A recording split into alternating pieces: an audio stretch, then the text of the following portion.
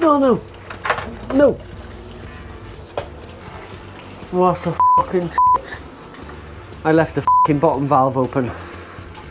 What a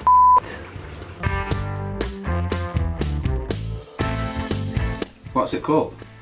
Blind Pig IPA. Blind Pig. Yeah, you should have asked that before you started drinking it. Yeah. Welcome to another video. As the title says, this is going to be a grain to glass video from the brand new book, The Modern Homebrewer. Highly recommend that you get your hands on one of these. It doesn't matter if you classify yourself as a pro homebrewer or absolute beginner. This has everything to cover it all. Won't go into detail about the book because it's not a review about the book, but I highly recommend it. Within the book there are a number of recipes, all grain recipes. In fact, there are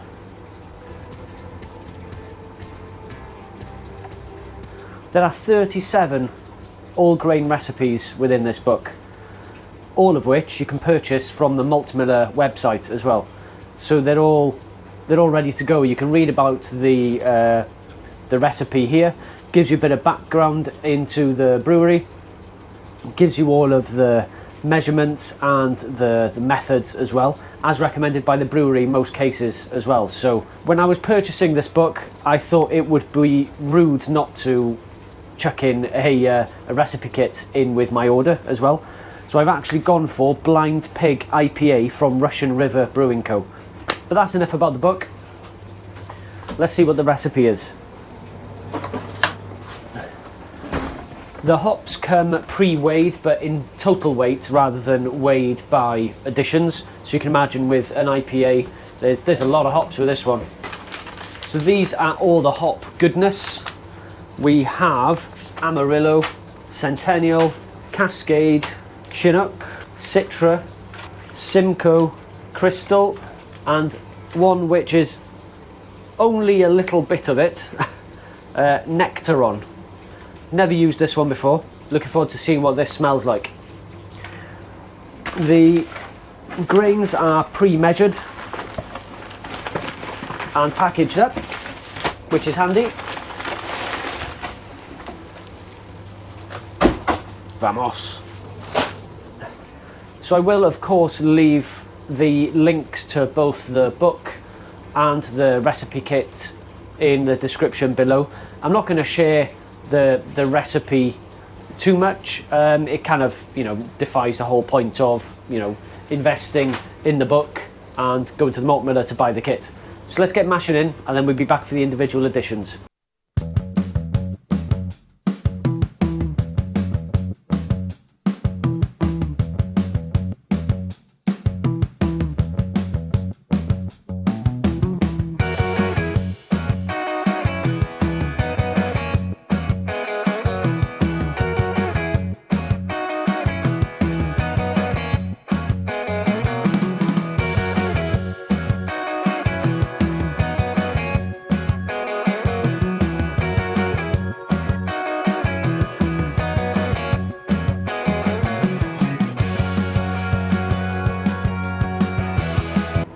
So we're done with the mash. Just lift the basket out. Try not to get any cobwebs in there. It would be helpful.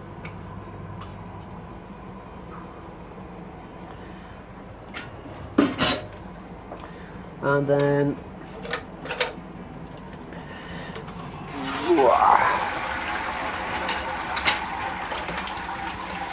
lovely. You get the sparge on the go. And then we'll hike up the temperature to boil.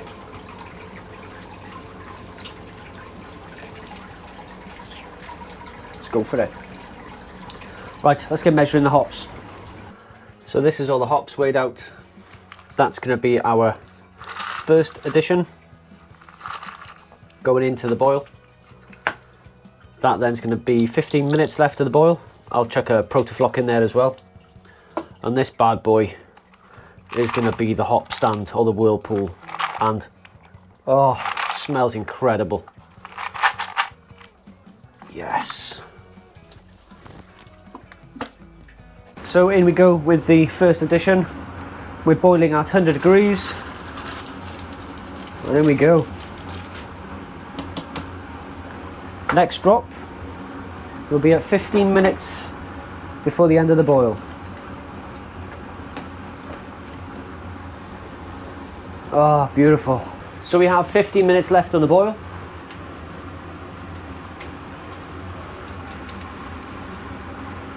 And let's go in with this lovely addition.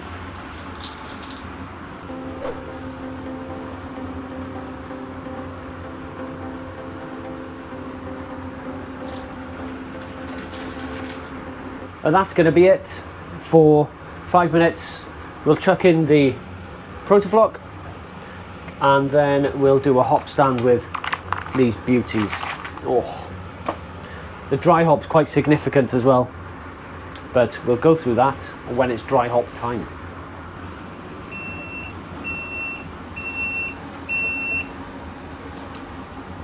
So we'll knock the heat off, we'll get the pump going.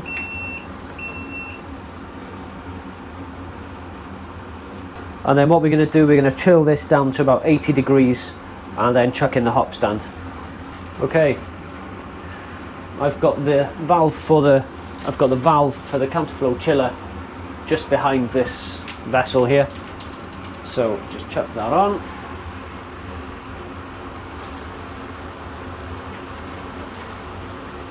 I'll put it at quite a pace so that it does chill this pretty quick.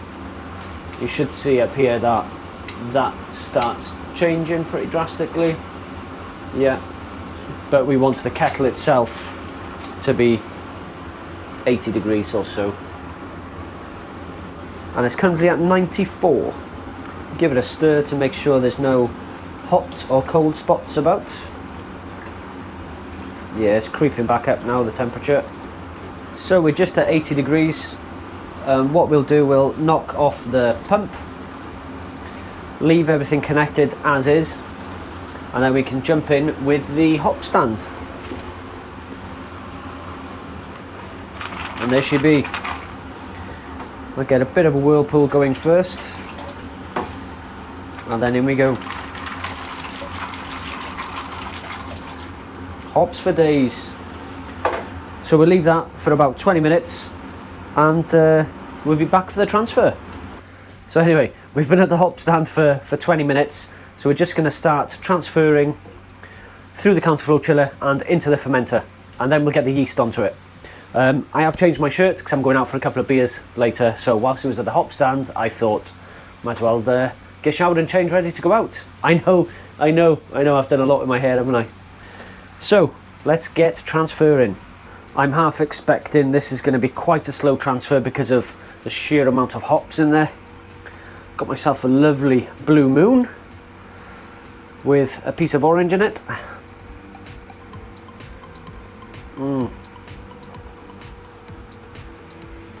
Beautiful. Okay, so let's get the counterflow chiller up and going. I'm going to try and transfer this at about 20 degrees and ferment it at 20 degrees as well. Start the transfer by moving this over to this fermenter. Lovely looking wort. That was a very smooth, efficient brew day. No big hiccups. Instructions, weighing stuff, all of that was made very easy with the pre-packaging. No. What a fucking I left the fucking bottom valve open. What a damn it! I think I lost about 5 litres of the batch.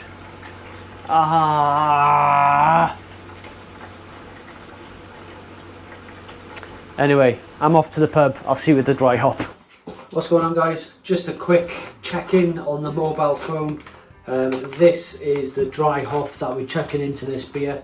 It's a mixture of all the other hops that we had for the whole brew process, but this is a hefty little dry hop. It's probably 100 grams, I would have said, along those lines. So I've had a couple of sneaky tastes of this beer. It's 10 days into the fermentation now, so it's probably done. It's looking very, very promising. No taste test tonight, but I'm going to dry hop this, leave it for 3 days, and that will allow us then to keg on a Friday night. Beautiful. So let's get these in. Just taking the airlock off there, and this may take a while.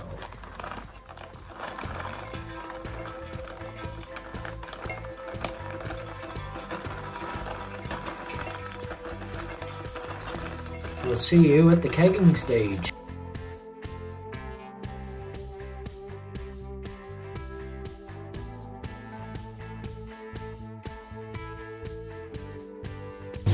What's going on?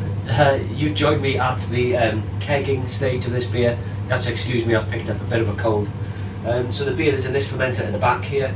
Having a lot of trouble with it. The amount of dry hop has really condensed around the sort of cone filter within the Grainfather GF30. So I've tried dumping a lot of the trub first in order for the spigot to allow the beer to flow into the keg, but it's not playing ball. So I think we need to maybe chuck some gas onto it to force it out, but whichever way, we're losing even more beer through this process. So maybe we'll get a glassful at the end of all of this. So let's try it once more at the bottom tap. I've left it overnight to sort of settle and see if it'll transfer into the keg. First time I've ever had a problem with using so many hops that it stops the transfer.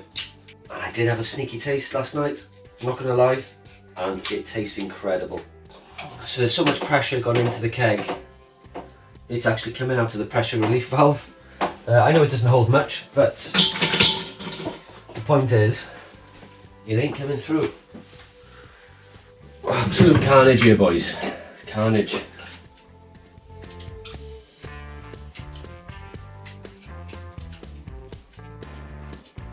Ooh, we might have found an issue. We have found the problem. Oh, unlikely to be able to see that. But there's hop debris blocking this completely.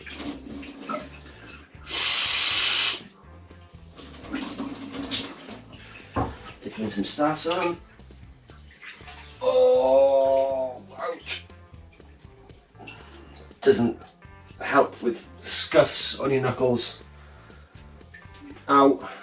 I'll try again. Should fly in this time. Finally, the transfer is complete. So, lessons learned from this brew. 100%. Yeah, I don't have much in this keg, unfortunately. So I'll quickly purge this, put it to the side, and let it condition. Oh, smells incredible. Just give it a bit of a wipe down. Boom. See ya. Chuck this straight in the fridge for it to start conditioning and carbonating. Kegerator rather. Bloody fridge. It's not been a fridge for 15 years, this bad boy.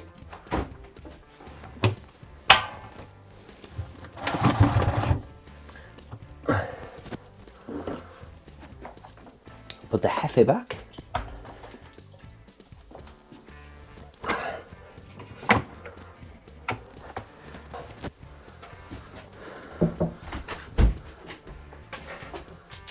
Here's the old man turning up when the job's done. Like that? Iawn? Iawn, ti'n nawr? Actors out here? Do. We've finally got to the stage where we have kegged the beer, conditioned it for about 3 weeks, and now it's time to give it a taste. And let's get the beer in a glass, and I've got a couple of special guests joining me as well who are also going to be reviewing this beer as general punters, I would say, not your beer nerds like us. So let's get a beer in a glass and let's review it and see what the results are like.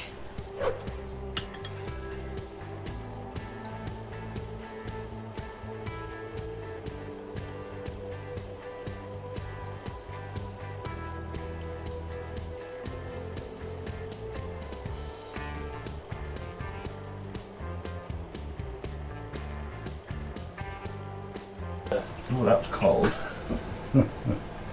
Your mouse is very cold. There you go, bro. Cheers. Looks a bit pale, doesn't he? Can you, You look ill, mate. do I look ill? Do I actually? Jesus Christ. Piss off. Do I look ill? Gaz, you can't see yourself, can you, for this side? Oh, Jesus. Shit myself then. You're getting Afghan flashbacks. Cheers. Do I actually look ill? No. No, you don't. Make me paranoid.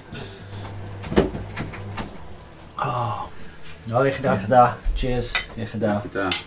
Yeah. Right, hang on. If you're doing a review, you can't sip it first. Smells of... You just put that on your nose. Did I? Yeah. Best way to drink it. And then through the eyeball. So what do you think? Sorry, was it not meant to go? That's No, exactly. it's the perfect hazy for me. You smell it before you taste it, though. It's so nice. What does it smell like? Hoppy. Mm-hmm. Like a zesty. I think it's a well-rounded IPA, isn't it? Yeah. Malty, hoppy. I always think when you get a pint that looks like that, immediately I think that's going to taste nice because it looks nice. Hoppy, yeah. And like you said, before you even taste it, I mean, it smells not like it's Yeah. going to taste nice. the photos I've seen of it is supposed to be completely clear, but I it's found a the bit of really a, clear like a chill ones. haze on it. The clear ones are too hoppy. Yeah, it could Some- be. some of them. Yeah, maybe. Like that one I was telling you about, it was like yellow in colour and like really cloudy. Yeah, But, like milky. yeah, but it tasted amazing. Yeah. Did you get as much as you expected out of it, or No. did a lot go to waste? Yeah, a lot went to waste. Yeah. Hence why I want us to film this straight away, because we're running on thin air when it's, Oh, when right, it's okay. 3 pints around Yeah, it doesn't constantly. go far. Yeah. It's not going to last long. But now, after finishing this video, we can smash the keg to bits. Are you filming this now? It's live. Oh. Oh, I thought It's you were not gonna, live. I thought you were going to talk about it. No, I really like it. Mm. It's nice, isn't it? It's very drinkable. I like the colour of it as well. It's like, it's not like that danky sort of milky look, and it's not perfectly clear either. No, it's like that's a good looking. Yeah. But I can't take any credit for this as a recipe, because I bought it as a recipe kit. Yeah, you From still that have new to book. still have to make it though. You Yeah, have to you still have to follow make it. follow the way that you make it. I don't know, I wouldn't recommend doing all those mistakes I made. No, Like but leaving the these- bottom tap open, that didn't help. No. Getting all the hops stuck in the fermenter, that didn't help. So is this just a commercial recipe that you found online? Found in the new book, the Modern Homebrewer book. Yeah. Right. So I want something that's between 4 and 5%. What percentage is that? I would reckon that's around 5%. Okay. Your guess? I would guess maybe closer to 6. 6. Is It it? is 6. You wouldn't think so with the taste though. I know. Does it taste so nice and Yeah, hoppy mild? that's the thing. Yeah, exactly. Yeah. Drink fresh. What's it called? Blind Pig IPA. Blind Pig. Yeah, you should have asked that before you started drinking Should it. have, yeah. Yeah. No, it's lovely. It's delicious, huh? And it's free. Woo! Free Boy, for that us. tastes so good. So, and there we have it. Verdict from stepbrother Gaz and father Iechyd. Med. Yucky dad. Iechyd. Job done. Yes.